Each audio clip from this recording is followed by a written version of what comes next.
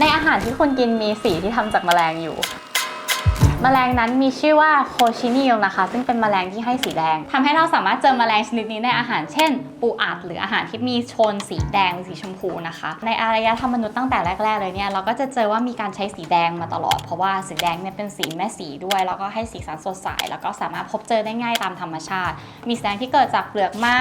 เกิดจากดินเกิดจากหลายอย่างมากมายเลยค่ะพอในยุคหนึ่งเนี่ยก็มีชาวสเปนิชนะคะเขาเดินทางไปที่ประเทศเม็กซิโกเพื่อที่จะแบบไปขยายอาณาจักรอะไรเงี้ยเสร็จแล้วเขาก็เจอชาวเม็กซิโกเนี่ยย้อมสีผ้าด้วยสีแดงที่สดใสอย่างที่เขาไม่เคยเห็นมาก่อนเลยแล้วก็พบว่ามันมาจากแมลงตัวเล็กๆจิ๋วๆเลยค่ะที่ชื่อว่าโคชินิลถ้าเกิดว่าเอามันมาบดเบาๆเงี้ยแล้วก็เอาไปตากแห้งหรือว่าเอาไปอบเนี่ยก็จะสามารถสกัดพิกเมนต์สีแดงที่แดงเจิดจรัสอย่างที่ไม่เคยมีใครเห็นมาก่อนได้ก็เลยมีการนำแมลงชนิดนี้มาใช้กันอย่างแพร่หลายไปหมดเลยแมลงประมาณ 7,000 กว่าตัวนะคะสามารถทำสีได้แค่1 กรัมเท่านั้นเองดังนั้นเนี่ยสีชนิดนี้เนี่ยก็เลยมีราคาที่ค่อนข้างแพงนะคะแล้วตัดภาพมาในยุคปัจจุบันเนี่ยพอมีการทำสีแบบสีสังเคราะห์ต่างๆเนี่ยการใช้สีจากแมลงเนี่ยก็เลยเหลือจำกัดลงแค่ในอุตสาหกรรมอาหารบางประเภทเท่านั้นไม่ได้แปลว่าอาหารสีแดงทั้งหมดในตลาดจะใช้ผสมสีด้วยโคชินิลนะคะแต่ว่าก็มีปริมาณหนึ่งที่เกิดจากอันนี้แล้วเราสามารถวาดรูปจากสีแดงอย่างเดียวได้หรือเปล่าเนื่องจากสีแดงเนี่ยเป็นสีที่มีความหมายทั้งในแง่ถึงการแสดงถึงอำนาจในแง่ความโรแมนติกในแง่อะไรหลายๆอย่างมันถูกใช้อย่างแพร่หลายมากวันนี้เราก็เลยจะลองมาทำงานศิลปะกันโดยใช้แค่สีแดงดูเหมือนให้คุณดูว่าแบบมันเป็นสีที่หลากหลายและใช้งานได้หลายประเภทขนาดไหนใช้แค่สีแดงเดียวเนี่ยก็ทำงานศิลปะออกมาได้อย่างเป็นจริงเป็นจังแล้วซึ่งในวันนี้เนี่ยเราจะใช้สีอยู่3อย่างค่ะก็คือสีน้ำสีแดงที่เป็นสีกวอชและสุดท้ายคือสีแดงแบบสีสังเคราะห์ในคอมพิวเตอร์ข้อดีของมันก็คือเราจะได้สีแดงลักษณะเดิมในทุกๆครั้งไม่ว่าเราจะทำอะไรซึ่งมันดีกับการทำแบรนดิ้งหรือโลโก้หรืออะไรต่างๆนะคะที่เขาต้องการให้สีคอร์ปอเรทของเขาเนี่ยมันเป็นสีอย่างแน่นอนเหมือนเดิมทุกๆครั้งยกตัวอย่างเช่นแบรนด์อย่างโซดาสิงห์ซึ่งเขาก็จะใช้รหัสโค้ดนี้เสมอค่ะไม่ว่าจะอยู่ที่ไหนทำให้เวลาคนเห็นสีแดงเนี้ยก็จะนึกถึงแบรนด์โซดาสิงห์ได้และที่สำคัญก็คือตอนนี้โซดาสิงห์นะคะเขามีโครงการประกวด NFT ค่ะสำหรับอาร์ติสต์ที่สนใจที่จะหารายได้จาก NFT ก็สามารถที่จะส่งผลงานไปทางโซดาสิงห์ได้นะคะซึ่งผลงานเนี่ยถ้าได้รับเลือกให้เข้าไปขายใน Marketplace ของโซดาสิงห์เนี่ยทางศิลปินเนี่ยก็จะได้รายได้ 100% เลยจากตรงนี้ค่ะแต่ว่าก็จะมีข้อแม้อยู่นะคะก็คือในการออกแบบงาน NFT ชิ้นนี้นะจะต้องมีองค์ประกอบของโลโก้หรือลักษณะโซดาความซ่าของโซดาสิงห์อยู่ในนั้นนะคะวันนี้เราก็เลยจะลองมาตีโจทย์งานนี้กันโดยใช้แค่สีแดง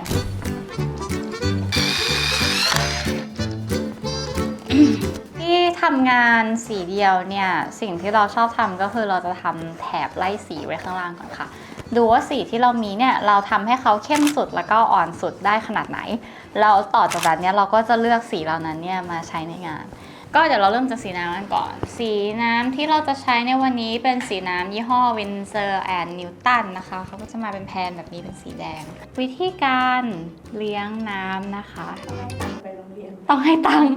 ก็คือจริงๆถ้าเลี้ยงจากบนลงล่างเนี่ยก็จะง่ายกว่าเพราะว่าถ้าเราสังเกตเนี่ยตรงปลายน้ำนะคะมันก็จะมีสีเป็นอย่างนี้ใช่ไหมเป็นกระตุ้มปุกันอยู่ตรงนี้นะคะไม่รู้จะอธิบายยังไงตรงข้างบนเนี้ยเราจะเป็นสีที่เข้มที่สุดนะเราก็อัดเข้มเลยใส่สุดนะคะทุกคนจากนั้นเราก็จะผู้กันเนี่ยจุ่มน้ำบางๆพยายามเลี้ยงให้แบบตรงปลายเนี่ยมันมีน้ำต่อน้ำเสมอแต่ว่าไม่ใช่ชุ่มจนกระทั่งแบบเป็นก้อนนะเพราะว่าถ้าแบบนั้นเนี่ยสีมันก็จะกลายเป็นฝ้า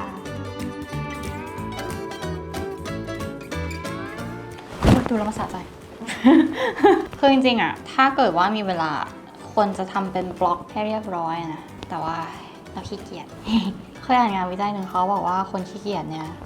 จะมีความสามารถในการ productivity สูงมากเพราะว่าคิดอยู่ตลอดเวลาว่าทำยังไงถึงจะได้กลับไปนอนต่อสี3สีที่เราใช้ในวันนี้เขามีคุณสมบัติสีต่างกันมากเลยถึงจะเป็นสีเดียวกันก็ตามก็คือสีน้ำเนี่ยเขาเป็นสีโปร่งแสงนั้นเราต้องทาจากสีอ่อนสุดไปสีเข้มสุดนะคะเพราะว่าสีอ่อนนะทับสีเข้มไม่ได้แต่สีเข้มทับสีอ่อนได้เราก็จะเริ่มจากฝั่งขวาเนี่ยไปฝั่งซ้ายในขณะที่สีกวอชนะคะเป็นสีทึบแสงแปลว่าสีอ่อนสามารถทับสีเข้มได้ทำให้เราสามารถลงจากสีเข้มฝั่งซ้ายนี่เราค่อยๆไล่ไปฝั่งขวาได้ส่วนสีไม้ระบายน้ำเนี่ยเป็นคุณสมบัติเขาจะให้เคียงสีน้ำมากกว่าแหละเพราะว่าตอนที่ระบายน้ำเสร็จแล้วเขาก็กลายเป็นสีน้ำเนอะแต่ว่าตอนที่ไม่ได้ระบายน้ำเราใช้เขาเป็นสีไม้เนี่ยเขาก็จะมีความทึบแสงเลเวลหนึ่งสามารถทับอย่างอื่นได้ก็จะกลางๆนะคะ สำหรับรูปจริงนี่นะคะเราจะลงสีน้ำเป็นการคลุมโทนแอเรียทั้งหมดไปก่อนแล้วก็เดี๋ยวจะใช้สีกวอชเนี่ยมาเก็บรายละเอียดพวกสีเข้มๆต่างๆแล้วก็จะใช้สีไม้ระบายน้ำมาสกิดพวกดีเทลเล็กๆจิ๋วๆแล้วสุดท้ายเนี่ยเราก็จะเอาเขาสแกนเข้าคอมพิวเตอร์แล้วก็ปรับสีในคอมแล้วก็ตกแต่งตัดแต่งด้วย Photoshop เอาเผื่อว่าใครแบบอยากทำงานมือผสมงานคอมนะคะปลายทางออกมามันจะดูเหมือนใช้สีแดงสีเดียวใช่ไหมแต่ว่าวิธีการที่จะทำให้สีมันมีมิติมีน้ำหนักนะคะก็คือเราจะผสมม่วงผสมเขียวผสมน้ำเงินลงไปในแดงด้วยอย่างแดงเข้มจัดๆตรงนี้แดงที่ออกดำๆไม่ใช่ว่าเราเอาแดงผสมดำนะแต่เราเอาแดงผสมเขียวหรือแดงผสมน้ำเงินเพราะว่าเวลาสีคู่ตรงข้ามมาเจอกันเนี่ยมันจะกลายเป็นสีที่เข้มลงแล้วมันจะไม่ได้เข้มลงแบบแฟลตแบบสีดำมันจะเข้มลงแบบเป็นสีเข้มที่มีมิติขึ้นนะคะหรืออย่างตรงที่เป็นสีอ่อนอย่างเงี้ยเราก็จะเอาแดงขาวแล้วแตะเหลืองสดลงไปนิดเดียวมากๆแบบด้วยตามองไปจะยังไม่เห็นว่ามันมีสีอื่นแต่ว่าจริงๆมีสีค่อยๆแซมให้คิดว่าเหมือนทำอาหารที่แบบบางทีรสหวานนะก็แอบใส่เกลือเข้าไปนิดนึงหรือรสเค็มบางทีเราก็ใส่หวานเข้าไปอะไรอย่างนี้ให้มันมีรสชาตินะคะเราดีไซน์เป็นภาพผู้หญิงที่ผมเป็นฟองโซดาแล้วก็มีฝาโซดาสิงกระจายเป็นช่วงๆนะคะที่ทำเป็นฟองโซดาเนี่ยเพราะว่าฟองโซดามันเป็นองค์ประกอบที่ใช้แค่สีขาวกับสีแดงเนี่ยก็น่าจะดูออกได้แล้วก็ผิวของคนเนี่ยนะคะจริงๆแล้วใช้แค่สีแดงอย่างเดียวแล้วค่อยๆไล่น้ำไปเรื่อยๆก็สามารถทำได้เช่นเดียวกันเทคนิคการวาดรูปแบบนี้เนี่ยเขาจะได้เทคนิคว่าโมโนโครมนะคะหรือว่าเป็นการวาดรูปสีเดียวซึ่งก็เป็นหนึ่งในวิธีการที่ไม่ง่ายแต่ก็ไม่ยากนะคะและที่สำคัญเนี่ยมันสามารถฝึกให้เราใช้แสงและเงาได้มากกว่าปกติด้วยเพราะว่าเราไม่มีอย่างอื่นมาช่วยเราต้องใช้แค่สีเดียวแล้วคุมแสงเงาและการผสมสีของเราให้ดีเราว่าก็เป็นวิธีการฝึกวาดรูปที่ดีค่ะแล้วก็เผื่อเป็นแรงบันดาลใจว่าใครแบบว่าอยากจะส่งประกวดอะไรอย่างนี้อยากจะลองใช้เทคนิคนี้ก็คือไม่ติดเลยสามารถเอาไปใช้ได้นะคะแล้วก็เซฟนะคะทุกคนเดี๋ยวไปทำต่อใน iPadผลงานการประกวดนี้นะคะจัดโดยโซดาสิงค์ค่ะซึ่งทุกคนน่าจะคุ้นกับสโลแกนเขาที่พูดว่าทุกหยดซ่าโซดาสิงค์ซึ่งสิงค์เนี่ยเขาสนับสนุนทางอาร์ตมาตลอดแล้วตอนนี้เนี่ยก็มีแคมเปญกับ NFT Art ด้วยมีรางวัลให้ทั้งหมดรวมถึง 400,000 บาทนะคะบวกกับเงินที่ขายผลงานได้เนี่ยก็ยกให้ศิลปินทั้งหมดก็คือสนับสนุนกันอย่างเต็มที่และจริงใจสุดๆ